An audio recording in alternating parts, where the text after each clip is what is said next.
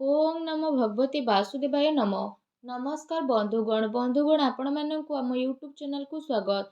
बंधुगण आजिर भिडियो आम आपण आजिर संपूर्ण राशिफल नहीं करी आसीछु।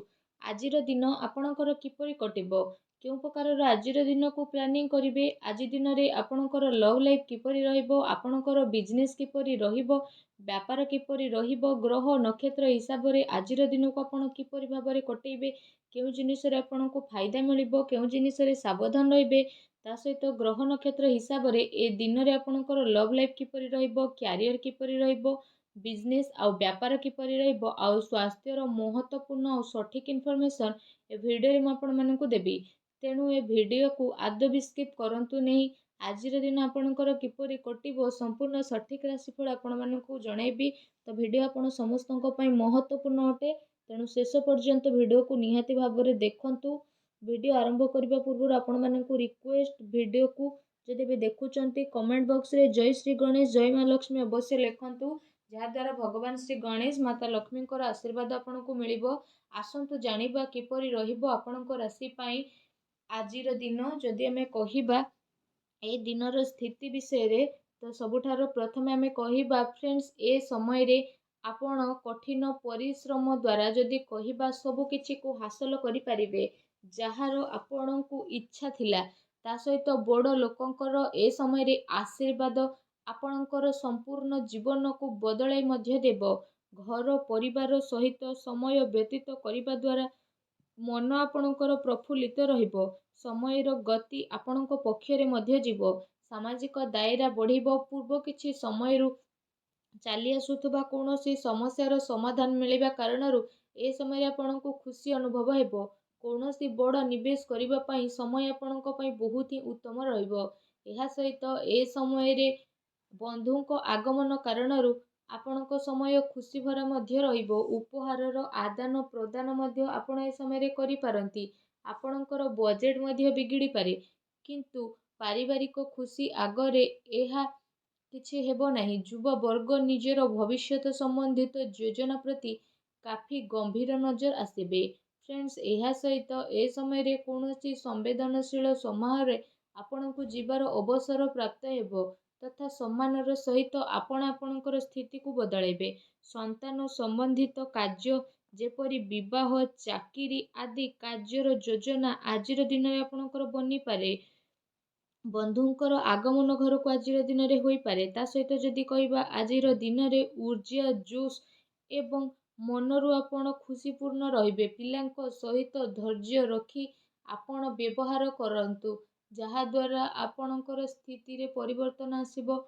खर्च पई भी ए समय बहुत भल रहिबो, किंतु आपण मैनेज करके नेबे। निज लोकंक सह मनोरंजन रे आपण आपणकर समय को व्यतीत करिबे। ता सहित ए समय रे परिवार सहित हर्ष उल्लास रे समय व्यतीत हेबो। केउठी शुभ समाचार आपणको प्राप्त हेबो। कार्य कुशलता बल रे आपण नुआ उपलब्धि को मध्य हासिल करिबे, जहार केबे आपणकर इच्छा थिला।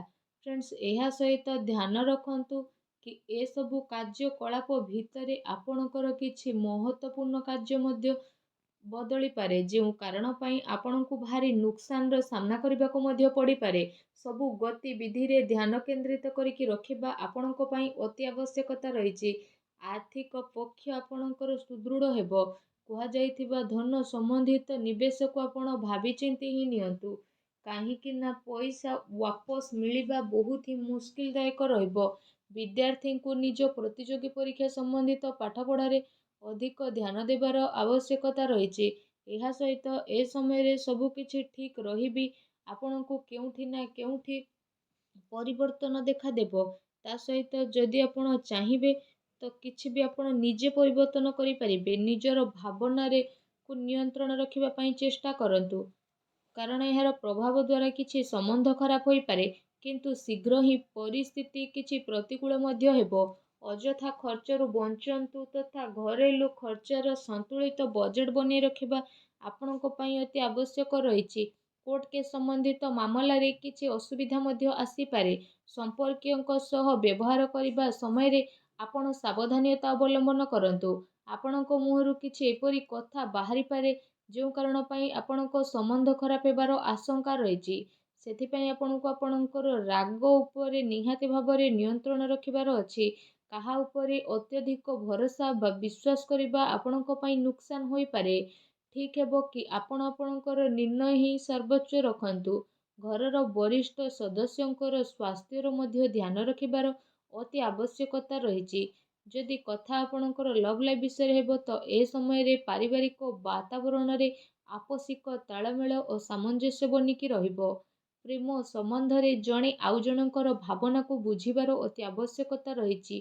ପତି ପତ୍ନୀଙ୍କ ଭିତରେ କିଛି ଏ ସମୟରେ ଲଢ଼େଇ ଝଗଡ଼ା ହୋଇପାରେ। ପ୍ରସଙ୍ଗ ବଦନାମୀ ଆପଣଙ୍କ ଅପଦସ୍ଥର କାରଣ ବନିପାରେ, ତେଣୁ ଟିକେ ସାବଧାନ ରୁହନ୍ତୁ। ଏହା ସହିତ କାମ କାର୍ଯ୍ୟରେ ଚାଲୁଥିବା ଶିଥିଳତାର ପ୍ରଭାବ ପାରିବାରିକ ଜୀବନରେ ଆପଣ ପଡ଼ିବାକୁ ଦିଅନ୍ତୁ ନାହିଁ। ଜୀବନସାଥୀ ତଥା ପିଲାଙ୍କର ପୂର୍ଣ୍ଣ ସହଯୋଗ ଆପଣଙ୍କୁ ପ୍ରାପ୍ତ ହେବ। ଏହା ସହିତ ଆଜିର ଦିନରେ ପାରିବାରିକ ସୁଖ ଶାନ୍ତି ବନିବ।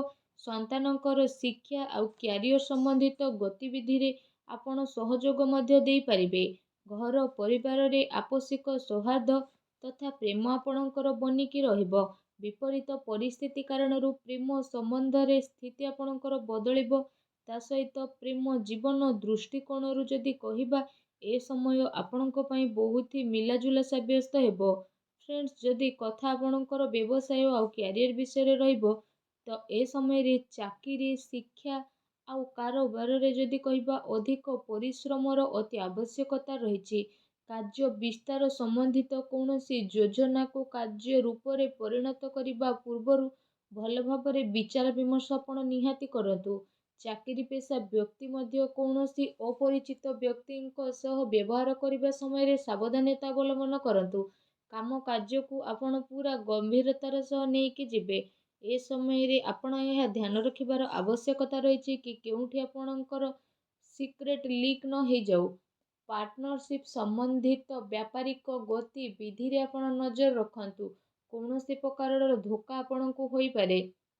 ଫ୍ରେଣ୍ଡସ୍, ଏହା ସହିତ ଏ ସମୟରେ କାର୍ଯ୍ୟ କ୍ଷେତ୍ରରେ କ୍ୱାଣ୍ଟିଟି ଚକ୍କରରେ କ୍ୱାଲିଟି ସହିତ କୌଣସି ପ୍ରକାରର ସମଝୋତା ଆପଣ କରନ୍ତୁ ନାହିଁ। କୌଣସି ବଡ଼ ଅର୍ଡ଼ର ଆପଣଙ୍କର ହାତରୁ ମଧ୍ୟ ଯାଇପାରେ କିମ୍ବା ଡିଲ୍ ମଧ୍ୟ ଆପଣଙ୍କର କ୍ୟାନସେଲ୍ ହୋଇପାରେ। ଚାକିରି ପେଶା ବ୍ୟକ୍ତିଙ୍କ ପାଇଁ ଚାକିରିରେ ବସ୍ ଆଉ ଉଚ୍ଚ ଅଧିକାରୀ ଯଦି କହିବା ଆପଣଙ୍କ କାମରେ କାଫି ସନ୍ତୁଷ୍ଟ ରହିବେ। ପଦୋନ୍ନତିର ମଧ୍ୟ ସମ୍ଭାବନା ରହିଛି। ଚାକିରିରେ ମନୋବାଞ୍ଛିତ ଉପଲବ୍ଧି ମିଳିବାର ଏ ସମୟରେ ଆଶା ରହିଛି, ଯେଉଁ କାରଣ ପାଇଁ ଆପଣଙ୍କୁ ଖୁସିର ବହୁତ ଅନୁଭବ ହେବ। ତା ସହିତ ଯଦି କହିବା ନୂଆ ଟେକ୍ନିକ୍ ଆଦିର ପ୍ରୟୋଗ କରି ଆପଣ ସଫଳତା ହାସଲ କରିବେ। ଲମ୍ବା ସମୟରୁ ଚାଲୁଥିବା କୋର୍ଟ କେସ୍ ମାମଲାରେ ଆପଣଙ୍କୁ ପୂରା ହେବାର ଆଜି ସମ୍ଭାବନା ରହିଛି। ସରକାରୀ ସେବାୟତ ବ୍ୟକ୍ତି କୌଣସି ସମସ୍ୟାରେ ପଡ଼ି ମଧ୍ୟ ପାରନ୍ତି, ତେଣୁ ସାବଧାନ ରୁହନ୍ତୁ। ଏ ସମୟରେ ବ୍ୟାପାରରେ ନୂଆ ପାର୍ଟି ତଥା ନୂଆ ଲୋକଙ୍କ ଦ୍ୱାରା ବ୍ୟବସାୟିକ ସମ୍ବନ୍ଧ ସ୍ଥାପିତ କରିବା ପୂର୍ବରୁ ଭାବି ଚିନ୍ତି ଆପଣ ଅବଶ୍ୟ କରନ୍ତୁ। କାହାର କଥାରେ ଆସି ଆପଣଙ୍କର ଅହେତୁ ମଧ୍ୟ ହୋଇପାରେ। ଚାକିରିରେ ସହକର୍ମୀ ଆପଣଙ୍କ ବିରୋଧରେ କିଛି ଉଚ୍ଚ ଅଧିକାରୀଙ୍କର କାନ ଭରି ପାରନ୍ତି। ସେଥିପାଇଁ ଆପଣ ଟିକେ ସାବଧାନ ରୁହନ୍ତୁ। ଆଜି ପ୍ରତିକାର ସ୍ୱରୂପ ମା ଲକ୍ଷ୍ମୀଙ୍କର ପୂଜା କରନ୍ତୁ। ତା ସହିତ ଛୋଟ ପିଲାଙ୍କୁ ଚକୋଲେଟ୍ ଦିଅନ୍ତୁ। ଦେଖିବେ ଆଜିର ଦିନ ଆପଣଙ୍କର ବହୁତ ହିଁ ଶୁଭ ଓ ମଙ୍ଗଳଦାୟକ ସାବ୍ୟସ୍ତ ହେବ। ଧନ୍ୟବାଦ।